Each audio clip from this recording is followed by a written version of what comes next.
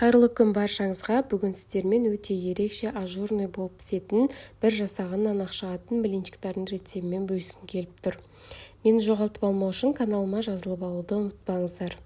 Ол үшін алдымен жылы сүтімізге 4 жұмыртқамызды салып, жақсылап араластырамыз. Сүт міндетті түрде жылы болуы керек. Толық құрамын астына қалдыратын боламын.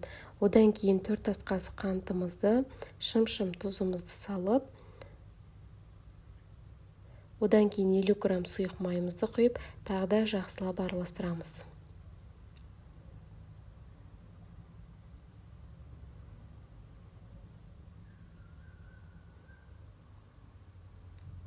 Одан кейін ұнымызды електен өткізіп, бірнеше бөлікке бөліп отырып, ұнымызды салатын боламыз.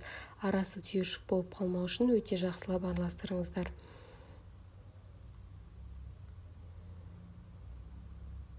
Одан кейін келесі жарты ұнымызды салып, тағы да жақсылап араластырамыз. Соңында бір шай қасықпен қопсытқыш салып, тағы да жақсылап араластырып алыңыздар.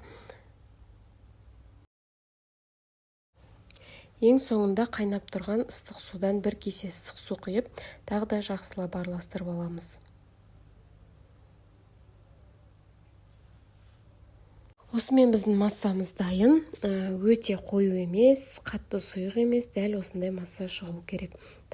Енді блинчиктарымызды пісіріп бастаймыз. Ол үшін табағымызды қыздырып аламыз. Одан кейін біріншісіне май құямын. Келесіде май құймай қойсаңыздар болады. Біріншісі міндетті түрде майлап алу керек.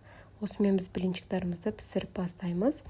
Осылай ожаудың көмегімен шетінен бастап құйып бастадым.